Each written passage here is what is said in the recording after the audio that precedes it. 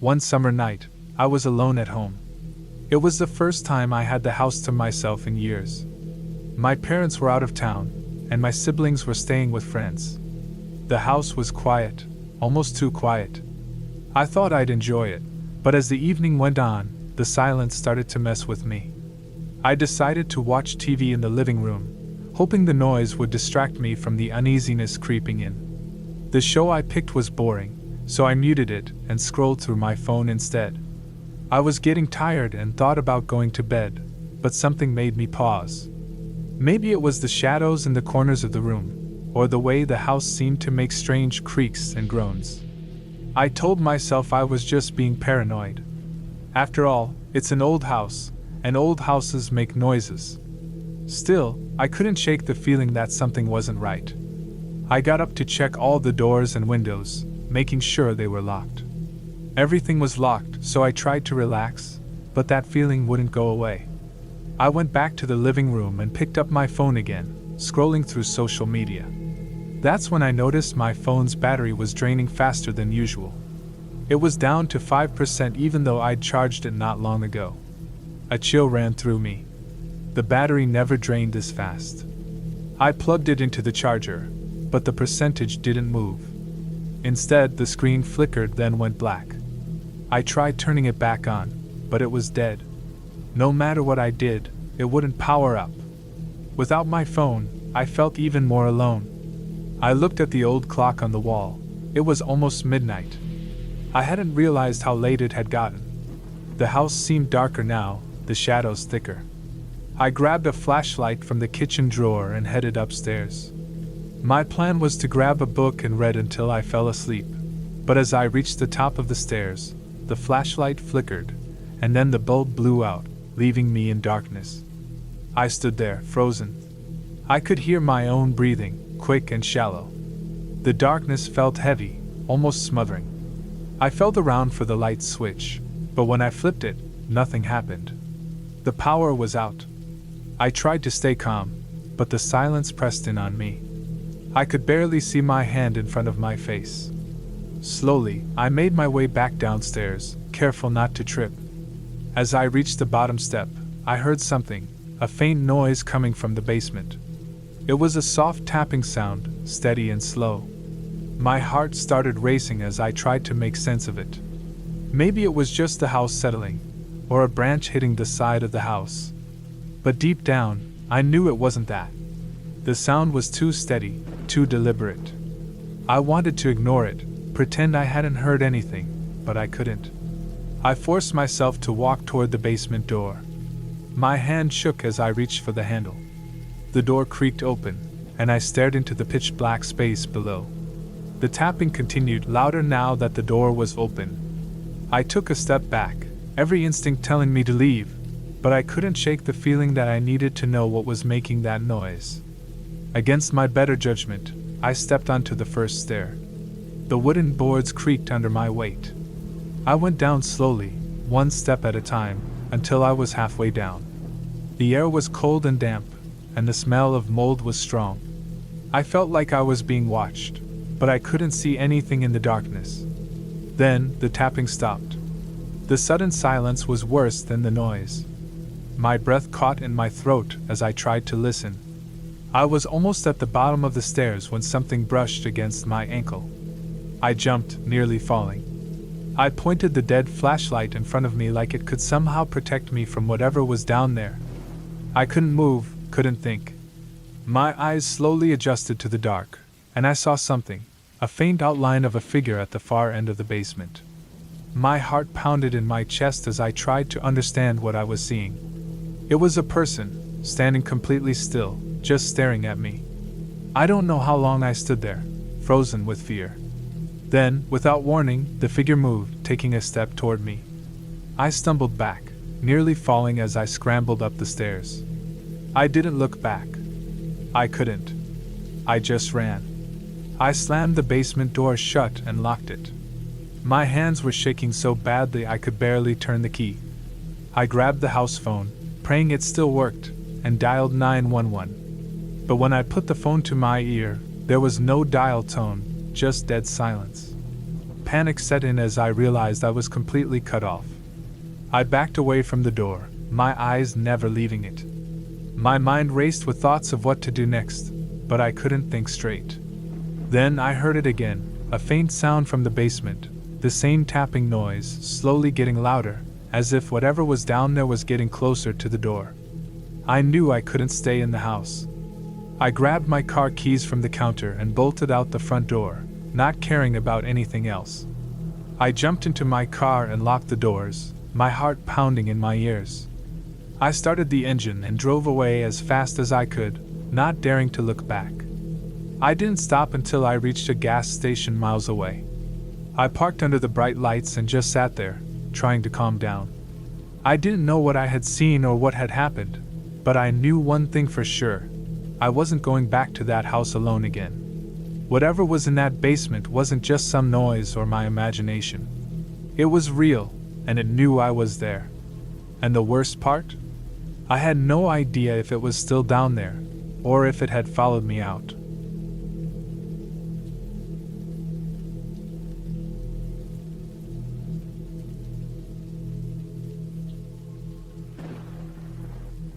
I was at my friend Mark's house. His parents were out of town, so we decided to stay up late, watch movies, and just chill. His house was huge, the kind of place where you could get lost if you weren't careful. There was a long hallway with rooms on both sides, and at night, it felt like a maze. After a couple of hours of watching TV, Mark got tired and went to bed. I wasn't tired yet, so I stayed up a bit longer. I went to the kitchen, grabbed a snack, and then sat back down in the living room. The house was dead quiet except for the low hum of the fridge and the occasional creak of the old wooden floors. I could hear my own breathing, which made the silence even more intense. As I was scrolling through my phone, I heard something weird, a soft sound, like a door gently closing. I figured it was just the house making noise, but I couldn't shake the feeling that something was off. I tried to ignore it, but then I heard it again, this time closer. It was like someone was moving through the house, trying to be quiet. I got up, telling myself it was nothing, maybe Mark was up and about. I walked to the bottom of the stairs and looked up. The hallway was dark, the kind of darkness that makes you uneasy. I called out to Mark, but there was no answer. He was probably sound asleep. I stood there for a moment, just listening. All I could hear was my heartbeat pounding in my chest. I walked back to the living room, trying to shake off the uneasy feeling. I sat back down, but the tension wouldn't leave me. Then I heard it again. The slow, careful sound of footsteps moving down the hallway upstairs. It wasn't Mark, the footsteps were too slow, too planned. My heart started racing as I realized that someone else was in the house. I froze, my mind racing. I didn't have anything to protect myself with, no weapon, nothing. My phone was in my hand, but my fingers felt numb, like they weren't even mine. I knew I had to do something, but I couldn't move. Then, the footsteps stopped. The silence that followed was even worse. I couldn't tell where the person was or what they were planning. Every second felt like it stretched on forever. Finally, I forced myself to move. I crept towards the front door, trying to be as quiet as possible. My plan was simple: get out and find help. But as I reached for the door handle, I heard the stairs creak. Whoever it was, they were coming down, slowly, step by step. I yanked the door open and ran outside into the cool night air. I didn't look back, just ran down the street until I felt like my lungs were about to burst. I stopped at a neighbor's house and banged on the door until someone finally answered. Later, when the police arrived, they searched Mark's house but didn't find anyone. There were no signs of forced entry, nothing out of place. Mark thought I had imagined the whole thing, maybe got freaked out in the dark. But I knew what I heard, and I couldn't shake the feeling that whoever it was had been watching us, waiting for the right moment. I never went back to Mark's house after that night. We still hung out, but always at my place or somewhere else. That uneasy feeling never really went away. Sometimes, late at night, I still think about it.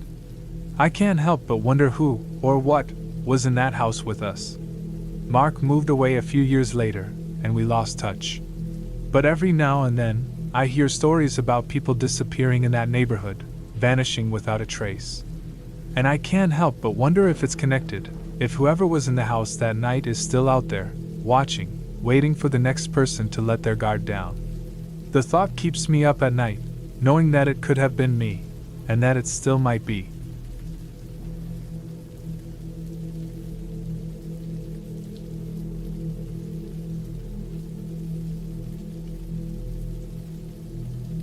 I wasn't planning to be home alone that night, but things changed, and I ended up by myself with only my thoughts to keep me company. The rain started early, tapping against the windows, and the sky got so dark it felt like night was already here. I figured it would just be another quiet evening, nothing unusual. I made myself some dinner, turned on the TV, and tried to relax, but something didn't feel right. It was a weird feeling, like something was off, and the longer I stayed in the house, the stronger it got. I tried to shake it off, telling myself it was just because I was alone. As the night went on, the rain got heavier, and the wind started howling, making the house creak and groan. Some of the lights started flickering, but I told myself it was just the storm outside. Still, that uneasy feeling wouldn't go away. It was like someone was watching me, waiting for something. I tried to ignore it and focus on the TV show, but I couldn't shake the feeling that I wasn't really alone. I started hearing faint sounds, like footsteps, or maybe something brushing against the walls. I told myself it was just the house settling, but the sounds kept coming, getting closer and clearer. Eventually, I got up to check the locks on the doors and windows, making sure everything was secure. Everything was locked up tight, but that feeling of being watched just got stronger. I started wondering if I was imagining things, if being alone during the storm was messing with my mind. But then I heard a noise that made my heart skip a beat. It was the slow creak of a door opening, carefully, like someone didn't want to be noticed. The sound came from the back of the house, where the utility room was. My heart was pounding as I stood there, frozen in place, listening. That door was supposed to be locked. I had checked it myself. I grabbed something heavy from the table, anything I could use to protect myself, and slowly made my way toward the noise. The hallway was dark, and each step I took felt like it echoed through the house. When I reached the utility room, the door was slightly open, just like I had heard. I pushed it open wider, bracing myself for whatever might be inside, but the room was empty. The door leading outside, though, was wide open, letting in the cold, wet air from the storm. I stood there for a moment, trying to make sense of it. I knew I had locked that door. I knew I was alone. But now, someone had come in, and they were still inside the house with me. Fear shot through me, and I backed out of the room, my eyes darting around, searching for any sign of movement. The house was too quiet, the silence pressing down on me. I could feel the presence of whoever had opened that door, hiding somewhere in the dark, watching me. I didn't know what to do. Running out into the storm seemed like a bad idea, but staying in the house felt even worse.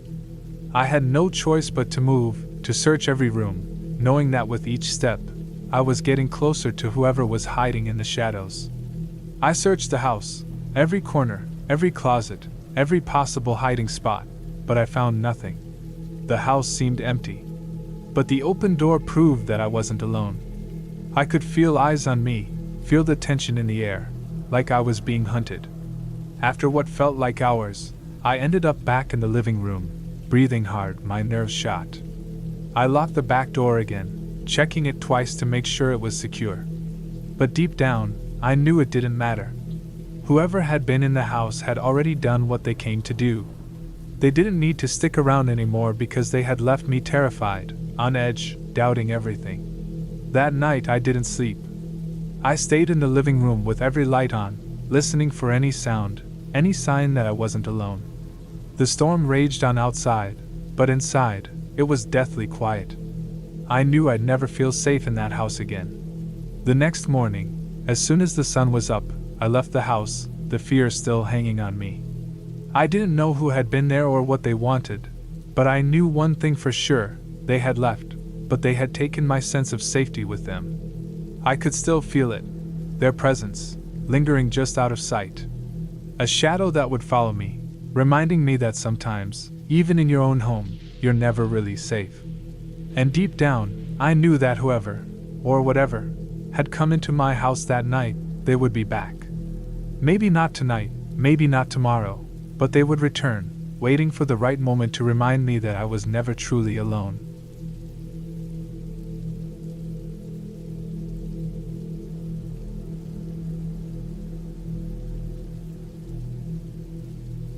It was one of those long, lazy summer days where nothing much happens, and time just drags on. I was at my best friend's house, alone for the weekend while his parents were away. The place felt empty and eerily quiet, but I was used to it. I'd been there countless times before, and it was usually just the same routine: watching TV, playing games, and eating snacks. As the sun was setting and casting long shadows across the living room, I decided to get some fresh air. I went outside into the backyard and saw that the pool cover was off. My friend's parents always made sure to cover it every night. I figured my friend must have used the pool earlier, so I didn't think much of it. I wandered around the yard, looking at the garden lights my friend's mom had recently put up. They made the garden look pretty, but tonight they seemed dim and off. I thought it was probably just my tired eyes and headed back inside. When I went back, I noticed something odd. The house was quieter than before, and the dim light in the kitchen was flickering. I tried to shake off the uneasy feeling creeping up my spine, blaming it on the old wiring my friend's family had been meaning to fix. I went to the kitchen for a snack and heard a faint noise, like a muffled thud coming from the basement. The basement door was slightly open, and I remembered my friend mentioning they were storing some old furniture down there. My curiosity got the better of me, so I grabbed a flashlight from the drawer and headed down the creaky wooden stairs. The basement was cold and poorly lit by a single bulb hanging from the ceiling. The beam of my flashlight swept over stacks of dusty boxes and old furniture covered with sheets. I scanned the room, trying to find the source of the noise. Nothing seemed out of place, but the uneasy feeling in my gut didn't go away. Just as I was about to head back up, I heard the noise again, a soft thud, followed by a dragging sound. My heart pounded as I moved closer to where the sound was coming from and saw a large, old wardrobe in the corner. It was slightly open, and I could see something shifting inside. I hesitated, then slowly approached. I swung the wardrobe door wide open, feeling a wave of relief when I saw it was just an old blanket moving from a draft. I was about to laugh it off when I noticed something strange. There was a dark smear on the wall behind the wardrobe, almost like a shadow, but it didn't make sense. The smear was getting bigger, and I realized it wasn't a shadow but something moving. Suddenly, I heard the unmistakable sound of the front door slamming shut. Panic set in. I raced up the stairs, my flashlight shaking in my hand. I reached the front hall and saw that the door was securely locked. I must have imagined it, I thought. I checked every room, every lock, and every window, but everything seemed fine. I was on edge, my nerves were shot. I decided to sit in the living room and stay alert. The quiet was oppressive, and every small sound seemed magnified. Hours later, as I was nearly falling asleep on the couch, I heard a loud bang from the basement. My heart leapt into my throat. I knew I had to check it out, but my fear was overwhelming. I took a deep breath, grabbed the flashlight, and headed back down the basement stairs. This time, I moved carefully, sweeping the flashlight around the room. As I approached the wardrobe, I felt a cold draft and saw the wardrobe door slightly ajar again. I held my breath and peeked inside, seeing nothing out of the ordinary. Then I heard a voice, a deep, raspy whisper. My heart stopped. I spun around, but there was no one. The whisper seemed to come from behind the wardrobe. I hesitated but finally mustered the courage to pull it away from the wall. Behind the wardrobe, I found a small, hidden door. It was slightly open, revealing a narrow, dark space beyond. My flashlight beam showed old, dusty storage, but also something much more disturbing: a set of dirty clothes and an old, half-empty bag with food wrappers.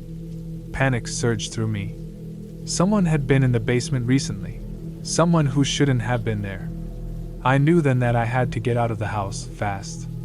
I bolted up the stairs, grabbed my phone, and dialed 911, explaining everything as quickly as I could. When the police arrived, they searched the house thoroughly. They found signs of someone hiding in the basement, but they couldn't figure out who it was or why they were there. They assured me the house was secure now, but I knew that unsettling feeling wouldn't leave me easily. That night, as I waited for my friend's family to come back, I couldn't shake the feeling of being watched. The house seemed quieter than ever, and every little noise made me jump. I kept imagining someone lurking in the shadows, waiting for the right moment. I realized that whatever had been there before might still be watching, even if I couldn't see it. The thought of an unknown presence lurking in the darkness made the air feel heavy and suffocating. Every creak of the floor, every rustle of the wind outside, sent chills down my spine. I couldn't stop looking over my shoulder, convinced that I was not alone. And as I sat in the quiet house, waiting for my friend's family to return, I couldn't shake the feeling that I had just brushed against something far more sinister than I wanted to know. The fear that gripped me that night didn't leave me easily, and as I finally heard the sound of their car pulling up, I knew I would never look at that house, or any empty house, the same way again.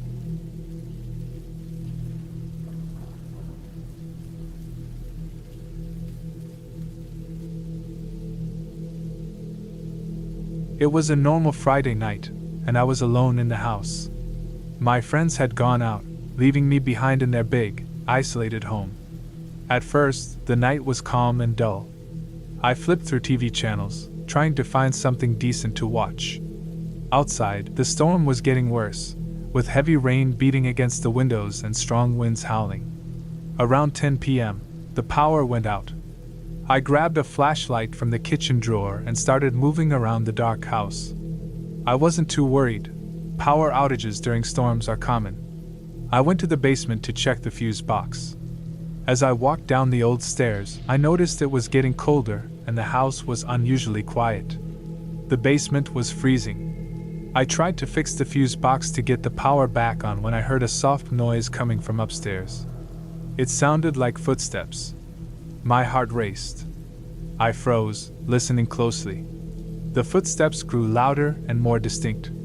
I hesitated, trying to convince myself it was just the house settling or the storm playing tricks. With the flashlight shaking in my hand, I slowly climbed the stairs. The house was now eerily quiet, with only the rain and occasional thunder breaking the silence. When I reached the top, I saw that the living room light was back on. I hadn't turned it on, and I hadn't heard anything that would explain why it was lit. A cold shiver ran down my spine. I moved carefully into the living room, shining the flashlight around. At first glance, everything seemed normal. But then I noticed something unsettling. The front door was slightly open. I was sure I had locked it earlier. A wave of fear washed over me. I crept toward the door, peeking outside into the stormy night. There was no one in sight. I quickly shut the door and locked it tight. I checked all the other windows and doors to make sure they were secure. As I headed back to the living room, I heard the unmistakable sound of the basement door slamming shut. My heart pounded. I was the only one who had been down there. I gathered my courage and went back to the basement, flashlight in hand. The basement was still cold, and the fuse box was open, but there was no one around. I carefully closed the fuse box and climbed back up, trying to stay calm. I checked every room, every closet, and even the attic. Everything seemed fine, but the feeling of being watched never left me. I sat down on the couch, clutching the flashlight. Hours passed, and the storm eventually calmed down. The power came back on around midnight, and the house warmed up. But I couldn't shake the feeling of unease. Every little noise seemed louder and more menacing. When my friends finally got home, I was drained and on edge. I told them what happened, and they were worried but reassured me that the house was old and had its quirks. They checked all the locks and windows, and everything seemed secure. It wasn't until later that I found out the real reason for the footsteps. One of the basement windows, which I hadn't noticed before, was slightly open. It was just big enough for someone to slip through unnoticed. The police found no evidence of anyone breaking in, but the thought that someone had been in the house with me made my skin crawl. I never felt safe in that house again. Every little sound, every creak of the floor, made me jump. I kept imagining what could have happened if I hadn't noticed the open window. I started double-checking every lock and window in my own home, unable to shake the fear that someone could still be watching, waiting for the next stormy night. The sense of being followed never left me, and I knew deep down that I had barely escaped a much worse situation.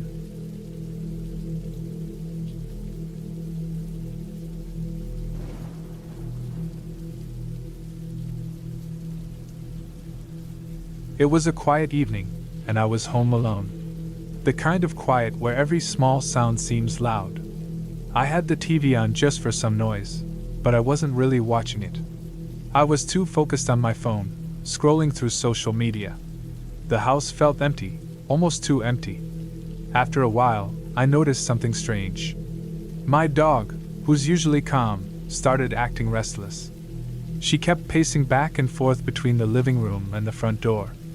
At first, I thought she might need to go outside, but when I opened the door, she just stood there, ears up, staring into the darkness. I stepped outside with her, trying to see what had her attention, but everything seemed normal. Still, I felt a knot in my stomach. I tried to shake it off and went back inside, locking the door behind me. But my dog wouldn't calm down. She kept staring at the door, her ears twitching at every little noise. It was like she knew something I didn't. I told myself she was just being paranoid, but deep down, I wasn't so sure. Later that night, as I was getting ready for bed, I heard a soft thud from outside. My heart skipped a beat. It wasn't loud, but in the quiet house, it was enough to make me freeze. I tried to convince myself it was nothing, maybe just a branch falling or some animal knocking something over. But then I heard it again, louder this time, like someone, or something, was trying to get in. I grabbed the closest thing I could use as a weapon, a heavy flashlight, and slowly walked towards the door. My dog was already there, standing still, her nose pressed against the crack at the bottom of the door. She let out a low growl, and I knew someone was out there. My stomach tightened as I reached for my phone to call for help, but then I realized something that made my blood run cold. My phone was dead. The battery must have died while I was distracted earlier. Panic set in as I stood there, holding the flashlight, my mind racing with all the things that could go wrong. Then I heard footsteps. Not from outside, but from inside the house. They were soft, almost like someone was trying not to be heard, coming from the direction of the back door. I knew I had locked it, but hearing those steps made me doubt myself. My heartbeat pounded in my ears as I slowly turned, trying to figure out where the noise was coming from. The house felt like it was closing in on me. Every creak and groan of the floor sounded louder, more threatening. I was trapped, with no way to call for help and no idea who was in the house with me. The footsteps got closer, and I felt the hair on the back of my neck stand up. My grip on the flashlight tightened, and I forced myself to take a step towards the noise, even though every part of me wanted to run. But there was nowhere to go. As I rounded the corner into the hallway, I saw a shadow move near the end. My heart was in my throat. I tried to stay calm, but my body was shaking. I could barely breathe as I slowly moved closer, trying to see what was there. When I got close enough, I finally saw him, a man, standing in the dark, just out of reach of the hallway light. He was dressed in dark clothes, his face hidden in the shadows. He stood there, completely still, like he was waiting for something. For what felt like forever, we just stared at each other. My mind screamed at me to do something, but I was frozen, trapped in that terrifying moment. And then, without warning, he took off towards the back door, the one I thought I had locked. I heard the door open and slam shut, followed by the sound of footsteps running into the night. I didn't move for what felt like an eternity, my body frozen in fear. Eventually, I forced myself to check the door, and just like I feared, it was wide open. I locked it again, double-checking every door and window in the house, but the fear wouldn't go away. That night, I couldn't sleep. I sat in the living room with all the lights on, the flashlight in one hand, my dog by my side, and a kitchen knife in the other. I knew I wouldn't feel safe again for a long time. Whoever that was, they had been in my house, walking around while I was completely unaware. And the worst part? I never figured out how they got in or why they were there. Days went by, but I couldn't shake the feeling that something was off. I started noticing small things, like items slightly moved, doors I was sure I had closed left open. I thought it was just my mind playing tricks on me, until one night, I heard the footsteps again, coming from inside the house. This time, when I went to check, nothing was out of place, but the door I knew I had locked earlier was wide open, just like before. The realization hit me hard. He hadn't left. He was still out there, watching, waiting. The idea of him coming back, breaking in whenever he wanted, sent a shiver down my spine. I could never shake the feeling that, at any moment, I might turn around and see him standing there, just out of reach, waiting for the right time to strike.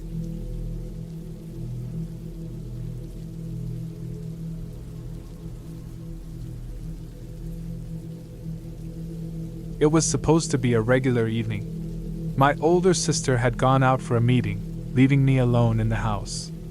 I was used to being on my own here, so it wasn't a big deal. The only thing different tonight was that the power was out because of a storm that had rolled in earlier.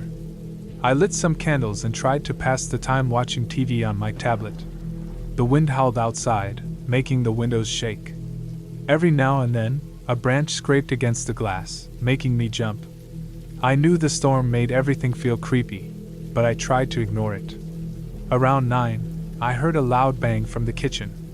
My heart raced as I looked around the room, trying to figure out where the noise came from. It wasn't unusual for a house to settle or creak, but this sound was too clear. It had to be something more. I checked the kitchen but didn't see anything out of place. I figured maybe a pot had fallen. I went back to the living room, but the wind outside seemed to get louder. The rattling of the windows and the low rumble of the storm made everything feel more unsettling. I tried to focus on my tablet, but I kept thinking about the noise from earlier. Suddenly, I heard another sound, this time from upstairs. It was a thud, followed by something sliding. My heart raced faster. I knew I should be brave, but every part of me wanted to run out of the house. I took a deep breath and decided to check it out. I grabbed a flashlight and slowly climbed the stairs. The light flickered, making me even more anxious. When I reached the top, I found the hallway light was off, and it was even darker. The sliding noise seemed to come from my sister's room. I walked over and saw the door slightly open. I pushed it open, and my flashlight beam showed nothing unusual at first. But then I noticed the closet door was open. The noise must have come from inside. I was scared but knew I had to check. I slowly moved over and looked inside. The closet was empty except for some hanging clothes and a few boxes. Just as I was about to leave, I heard a creaking noise behind me. I turned quickly and saw a shadow flickering out of the corner of my eye. I froze, holding my breath. My flashlight didn't show anything strange. My mind raced with scary thoughts. I looked back at the closet and noticed a small, handwritten note on the floor. It was partly hidden by the clothes. I picked it up, and the words were simple but chilling. "I know you're alone." My blood ran cold. I quickly left the room and ran downstairs. I locked all the doors and windows and grabbed my phone to call my sister. The line was dead, no signal because of the storm. Panic set in as I realized I was completely alone with no way to reach out for help. Every noise seemed louder as I huddled in the living room, waiting for my sister to come back. I spent the next hours wide awake, jumping at every little sound. When she finally came home, she was as shocked as I was to find the note. We called the police, but they found no sign of anyone breaking in. They said it was probably just a prank, but the note and the noises felt far too real to me. That night, I couldn't shake the feeling that someone had been watching me. I was alone in the house with that terrible thought. Even now, when the wind blows, I can't help but feel that same sense of dread, as if that person is still out there, waiting for the right moment to come back. It was a Friday evening, and I had the house to myself. My parents went away for the weekend, and I was looking forward to some peace and quiet. I got a pizza and started watching my favorite movie, enjoying the rare time alone. The first couple of hours went by just fine. Around 11 p.m., I decided to head upstairs to my room. As I climbed the stairs, I heard a faint sound. It was so soft that at first, I thought I was imagining it. But as I reached the top of the stairs, I could hear it more clearly, a soft, steady tapping coming from the far end of the hallway. I paused, trying to hear better. The sound was coming from my parents' room. My heart started to pound as I tried to think of what it could be. Maybe a window was left open, or it was something outside. I took a deep breath and walked slowly down the hallway. The door to their room was slightly open, and the tapping got louder as I got closer.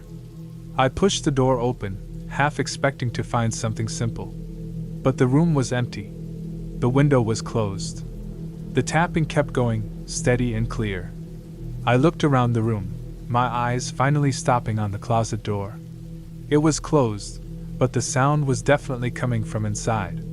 My throat went dry as I reached for the closet door handle, my hand shaking. I yanked it open, and the tapping stopped. The closet was empty. I stepped back, trying to calm my breathing. I told myself it was just my imagination, maybe the house settling or something like that. I shut the closet door firmly and left the room, closing the bedroom door behind me. Back in my room, I tried to relax, but the quiet felt heavy. I kept looking at my door, half expecting something to come through. Eventually, I got so tired that I fell into a restless sleep. I woke up suddenly, confused. The clock on my nightstand said 3:15 a.m. My heart sank as I realized what had woken me. The tapping sound was back, louder and more urgent. This time, it was coming from my room. I lay still, my mind racing. I knew I had to face it, whatever it was. I sat up slowly, looking around the room. The tapping was coming from my closet. My stomach felt sick as I got out of bed and walked over to it. I stood in front of the closet, my hand hovering over the handle. With a burst of courage, I flung the door open. The tapping stopped instantly. My clothes hung neatly, nothing seemed out of place. I felt a cold breeze and looked down. The air vent at the bottom of the closet was open. I knelt down to check it out, and saw something stuck in the vent.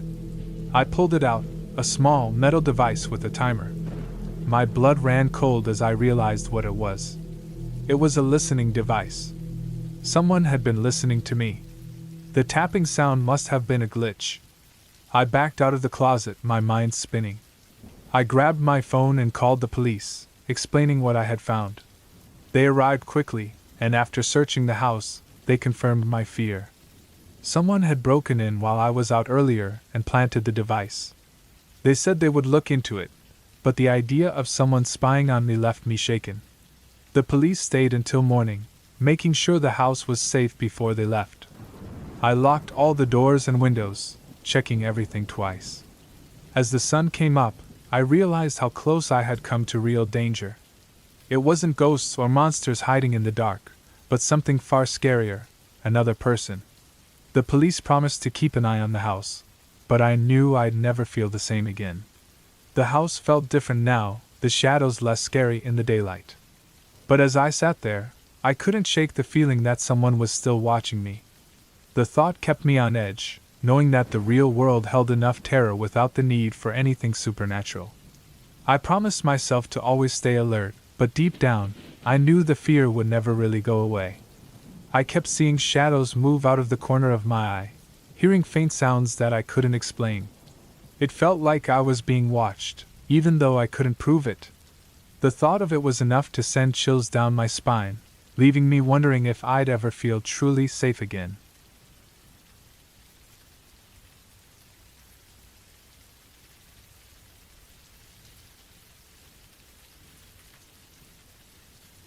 I was home alone, enjoying a rare evening to myself.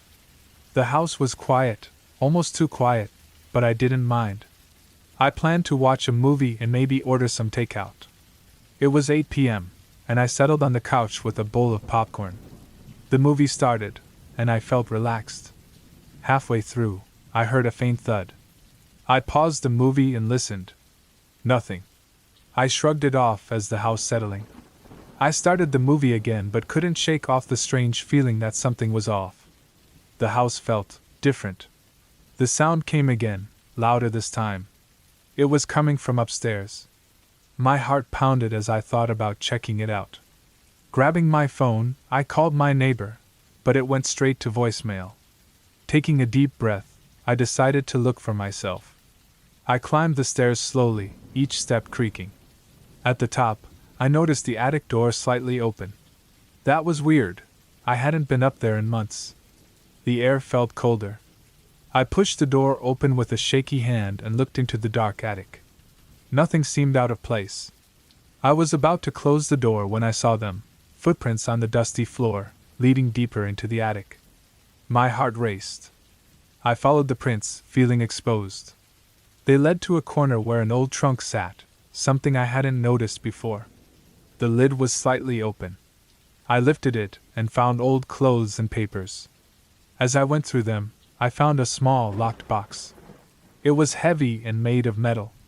I carried it downstairs and set it on the kitchen table. Using a screwdriver, I pried it open. Inside were photographs, old and yellowed. They were of my house but decades old. One photo stood out, a family portrait taken in my living room. The people looked serious, and the date on the back was 1973. As I looked at the pictures, I heard the front door open. My heart leapt, but it was just the wind. I tried to calm down, thinking through what happened.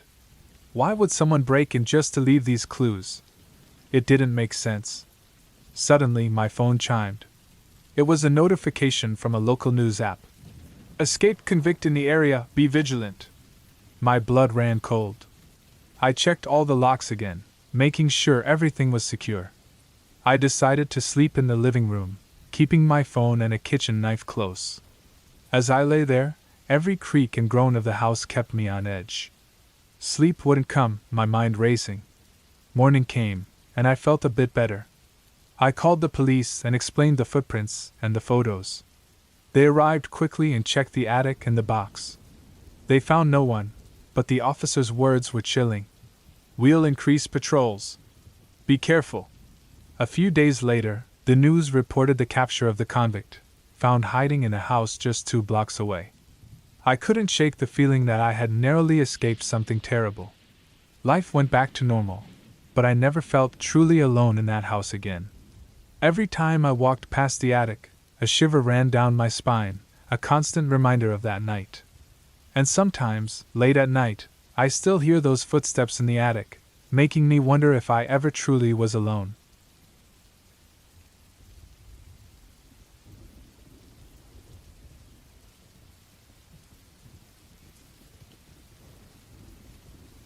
One night, I was home alone.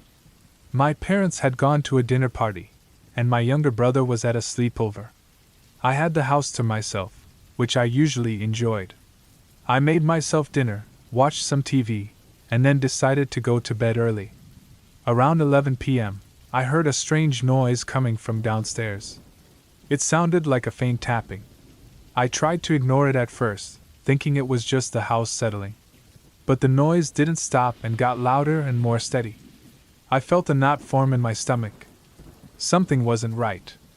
I got out of bed and crept down the stairs, careful to avoid the steps that made noise. When I reached the bottom, I realized the tapping was coming from the kitchen. My heart pounded as I walked towards the sound. I turned on the kitchen light and saw the back door slightly open. It was swinging lightly, causing the tapping noise. I felt a chill run down my spine. I knew I had locked that door. I walked over and pushed it shut, locking it again. I checked all the windows and doors, making sure they were all locked. Feeling a bit safer, I headed back upstairs to my room. Just as I settled into bed, I heard another noise, this time coming from the hallway. It sounded like soft footsteps. I froze, listening closely. The steps grew closer, and I could hear my own heartbeat in my ears. I reached for my phone, ready to call 911, but the footsteps stopped right outside my door. I held my breath, waiting. After what felt like forever, I heard the steps move back down the hall. I quickly locked my bedroom door and called the police, whispering into the phone as I explained what was happening. They told me to stay put and wait for them to arrive. 10 minutes later, I heard sirens in the distance. The footsteps outside my door started again, this time more hurried. I heard a loud crash, then silence. The police arrived, bursting through the front door and calling out for me. I unlocked my bedroom door and ran to them, relieved to see their uniforms. They searched the house and found no one inside. However, they did find signs of forced entry at the back door and some of my parents' valuables missing. The officer told me I was lucky to have called when I did. Whoever had been in the house must have heard the sirens and run off.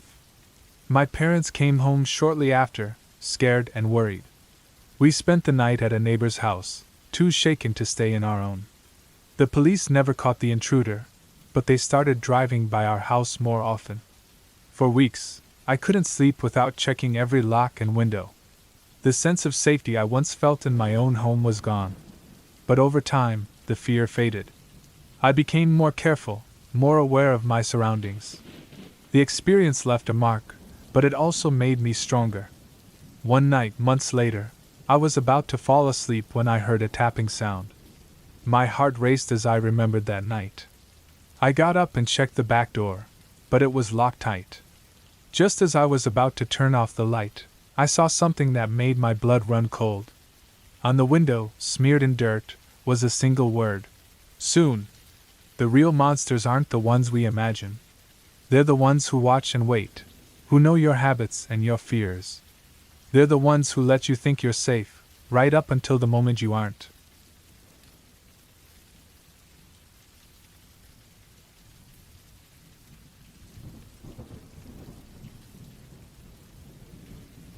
I never liked being home alone, but that night, I had no choice. My parents were out of town, and I had to stay behind to study for an important test. I told myself it was just another night, nothing special. The house was quiet, almost too quiet. I tried to focus on my books, but every little sound made me jump. The creaking of the floors, the ticking of the clock, even the hum of the fridge seemed louder than usual. I shook it off, telling myself I was just being paranoid. Around midnight, I decided to take a break and get something to eat. As I walked into the kitchen, I noticed something strange. The back door was slightly open. I clearly remembered locking it before I went to my room. My heart started to race, but I told myself it was just the wind. I closed the door and made sure it was locked. I went back to my room and tried to study, but I couldn't shake the feeling that something was wrong. I kept hearing faint noises from downstairs. I told myself it was just the house making noises, but deep down, I knew that wasn't true. I grabbed my phone and opened the security app connected to the cameras we had around the house. The live feed showed nothing unusual at first. I checked the front porch, the driveway, and the backyard. Then I switched to the camera inside the living room. My blood ran cold. There, in the corner of the screen, I saw a shadow move. It was quick, almost impossible to see, but it was there. Someone was in the house. I started to panic. I didn't know what to do. I thought about calling the police. But what if it was nothing? What if I was just imagining it? But then I heard it, clear as day, the sound of footsteps coming up the stairs. I grabbed the heaviest thing I could find, a metal trophy I won years ago, and hid in my closet. I tried to steady my breathing, listening carefully. The footsteps grew closer and closer until they stopped right outside my door. I could see the shadow under the door, and I prayed they wouldn't come in. After what felt like forever, the footsteps moved away. I waited for a few minutes, then slowly stepped out of the closet. My hands were shaking as I crept to the door and slowly opened it. The hallway was empty. I needed to get out of the house. I quietly made my way downstairs, avoiding the spots I knew would make noise. When I reached the front door, I hesitated. What if the intruder was still inside? But I had no choice. I unlocked the door as quietly as I could and slipped outside. I ran to the neighbor's house and banged on the door until they answered. Out of breath and terrified, I explained what happened. They called the police, who arrived within minutes. They searched the house but found no one. There was no sign of forced entry, and nothing seemed to be missing. The police told me it was probably just a squatter or someone looking for an easy target. They reassured me that they would keep an eye on the neighborhood. My parents came home the next day, and we added extra security measures. I never found out who was in the house that night, but the experience stayed with me. I learned to trust my instincts and always be cautious. A few weeks later, as I was getting ready for bed, I glanced at the security app out of habit. My heart stopped when I saw it, a shadowy figure standing in the corner of my room, just out of view of the camera.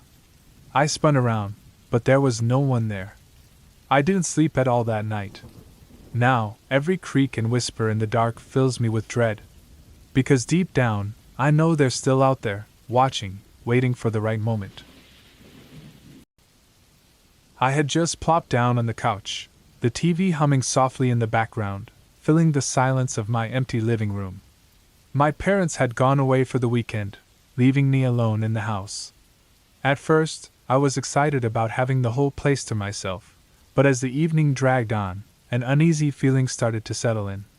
It was around 10 p.m. when I first noticed something strange. A faint creak echoed from upstairs. I told myself it was just the house settling, trying to focus on the show I was watching. But the noise didn't stop. It was slow, almost like someone walking carefully, trying not to be heard. I muted the TV, my ears straining to catch every sound.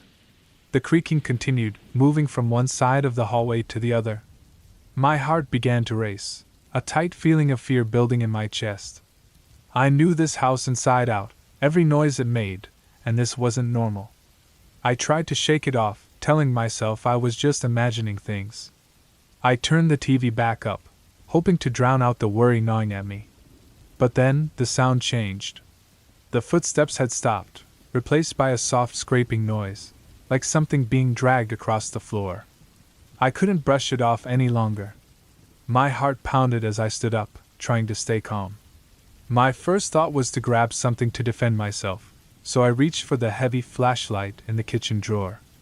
I walked over to the stairs, staring up into the darkness. The house was old, and the stairs creaked loudly as I climbed. Each step felt heavier than the last, like I was walking into something I shouldn't. When I reached the top, I paused, listening. Nothing. I slowly moved down the hallway, checking each room.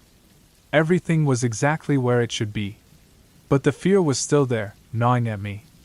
I shook my head, feeling a bit stupid, and turned back toward the stairs. That's when I saw the attic door was slightly open.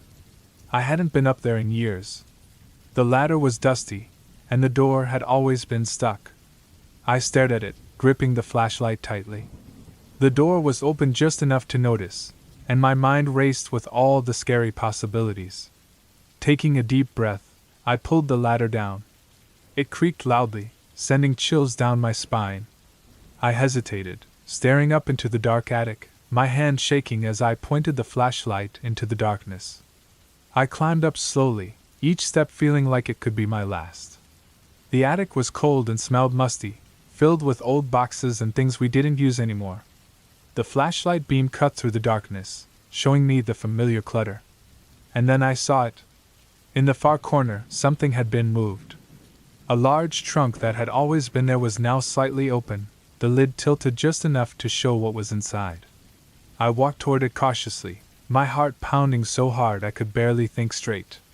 When I reached the trunk, I took a deep breath and opened it fully. It was empty.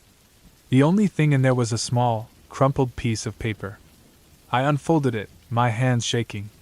The handwriting was messy, like someone had written it quickly, but I could still read the words. "He's been hiding here. Don't tell anyone." I froze, the realization hitting me hard. Someone had been living in our attic. Maybe they were still here. I backed away, my breath coming in short, panicked bursts. I knew I had to get out, call the police, get help. But as I turned to leave, I heard a sound behind me, a soft movement, almost impossible to hear. I spun around, the flashlight beam shaking, but I saw nothing. The attic looked just as it had a moment ago. Except now, the trunk was closed. I didn't wait to find out what had closed it. I ran down the ladder, nearly tripping in my rush. I didn't stop running until I was outside, my lungs burning as I tried to catch my breath. I dialed 911 with trembling fingers, barely able to explain what had happened. The police arrived quickly. They searched the house, the attic, every corner. But they found nothing, no one hiding, no sign that anyone had broken in. It was like the person had disappeared into thin air. They told me I was safe, that it was probably just a prank or my imagination. But I knew better. Someone had been there, watching, waiting. And now they were gone. But not without leaving a reminder. When I finally calmed down and went back inside, I found another note, this one sitting on the couch where I had been. I'll be back. I never stayed home alone again. But every time I walk past the attic, I can't shake the feeling that someone's still up there, just waiting for the right moment.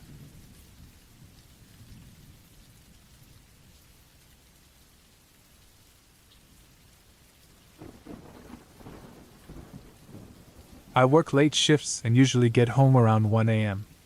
The streets are always empty at that time, and the quiet of the neighborhood is oddly comforting. It feels like the world has gone to sleep, leaving me alone in my own little space. But that night, something felt off. As I got closer to my house, the streetlights seemed dimmer, and the shadows on the road looked longer and darker. My front door creaked louder than usual when I pushed it open, and the familiar smell of home wasn't there. Instead, there was a faint, strange smell in the air, like metal or something old. I tried to shake it off, thinking I was just tired from work.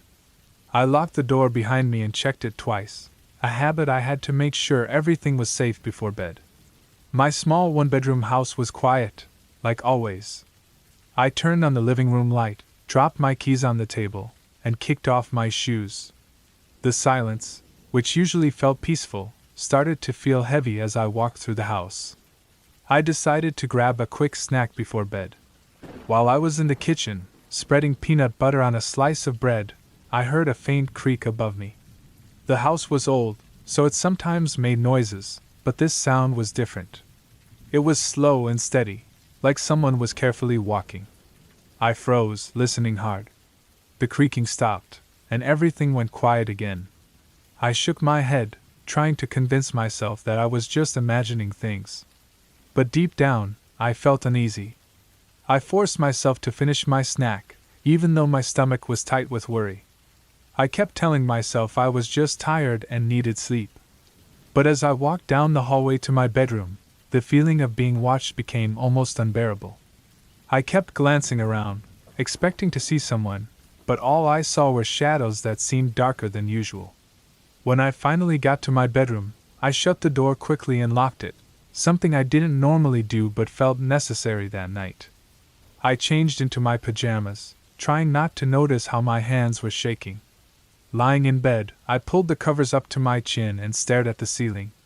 The house was quiet again, but I couldn't shake the feeling that something was wrong. My eyes kept darting to the door, half expecting it to creak open on its own. Minutes passed, and just as I was about to fall asleep, I heard the creaking again. This time, it was closer, right outside my bedroom door. My breath caught, and I lay completely still, trying to hear any other sounds.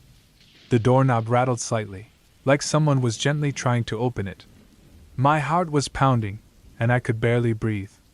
I wanted to get up and check the door, but I was frozen in place. The doorknob rattled again, harder this time, and then, silence. I waited, every muscle tense, but nothing happened. No more sounds. Just the heavy silence of the night. After what felt like hours, I finally gathered the courage to get out of bed. My feet touched the cold floor, and I slowly walked to the door. I pressed my ear against it, listening for any movement on the other side, but there was nothing, just the quiet of the night.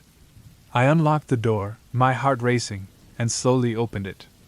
The hallway was empty, just as I had left it. The house was still. I checked every room, every closet, and under every bed, but no one was there. The front door was still locked, the windows were shut tight. I tried to convince myself it was all in my head, that the noises were just the house settling. But I couldn't shake the feeling that someone had been in the house. I didn't sleep that night.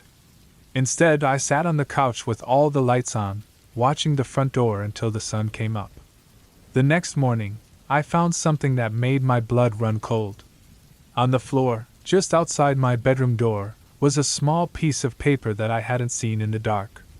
Written on it, in shaky handwriting that looked almost childlike, were the words, "I'll be back." I felt my stomach drop as I stared at the note. My mind raced with the possibilities.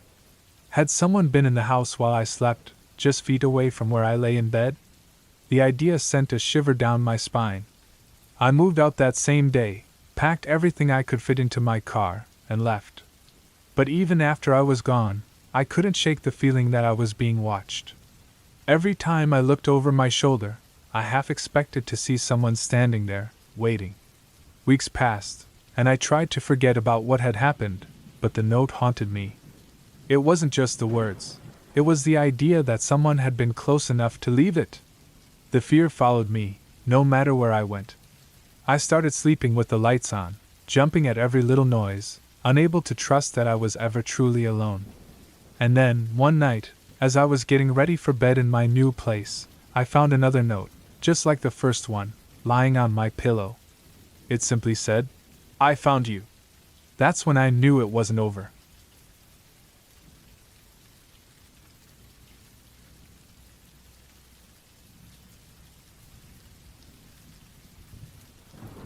I was alone that night, the kind of alone that gets under your skin and makes the quiet feel heavier.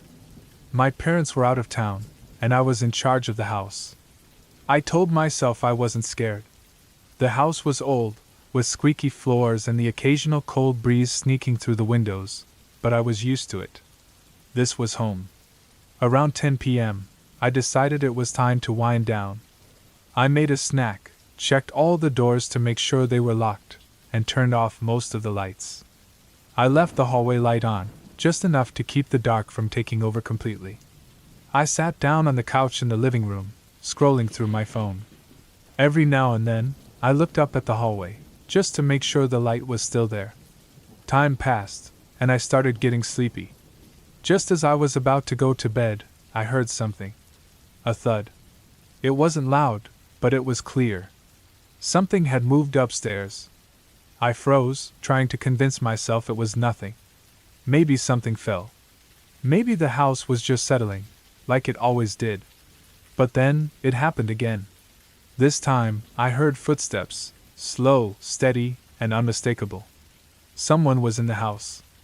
My heart started racing, and I wanted to run, but my legs wouldn't move. I stayed glued to the couch, listening as the footsteps continued, moving from one room to the next. I tried to remember if I had locked my bedroom door, but the thoughts slipped away as the footsteps got louder, closer. Whoever it was, they were looking for something, or someone. The sound moved from the upstairs hallway to the top of the stairs. Then, the creaking started again, one step at a time, coming down. Panic took over. My mind raced with ideas, but nothing made sense. I knew I couldn't stay where I was, but running upstairs wasn't an option either. I could feel the footsteps getting closer, each one making the stairs creak. I slowly got up from the couch, trying not to make a sound. I grabbed the closest thing I could find, a small lamp. It wasn't much, but it was better than nothing. I backed up toward the kitchen, keeping my eyes on the staircase. The footsteps reached the bottom of the stairs and stopped. The silence was deafening. My breathing was too loud. I strained to hear any movement, but there was nothing. Just as I was about to take another step back, the silence was broken by the sound of a door creaking open, the basement door. My stomach dropped. I had forgotten to check that door. I hadn't even thought about the basement. Whoever was in the house was heading down there now. I had two choices, run for it or try to lock them in the basement. My body moved before my brain could decide. I sprinted for the door, slamming it shut as hard as I could, and turned the lock. My hands were shaking so badly, I wasn't sure if I had locked it properly. I didn't wait to find out. I grabbed my phone and bolted out the front door, not even looking back. I kept running until I was a few blocks away, my heart pounding so hard I thought it would explode. I found a spot under a streetlight and called the police. When they arrived, they searched the house thoroughly but found nothing. No signs of forced entry, no one in the basement, no trace of anyone ever being there. But I knew what I heard. Someone had been in the house, looking, waiting. They told me it was probably just my imagination, that the old house was playing tricks on me. But I couldn't shake the feeling that someone was still out there, someone who had been so close, almost within reach. When my parents came back, I didn't tell them what happened. I didn't want them to worry. But I never stayed home alone again. Every time I think back to that night, I can still hear those footsteps, still feel that presence behind me, and I know it wasn't just in my head. Weeks went by, but the fear didn't leave me. One night, I was lying in bed, finally feeling like I could sleep again. Just as I started to drift off, I heard it, faint but clear. A thud, just like before.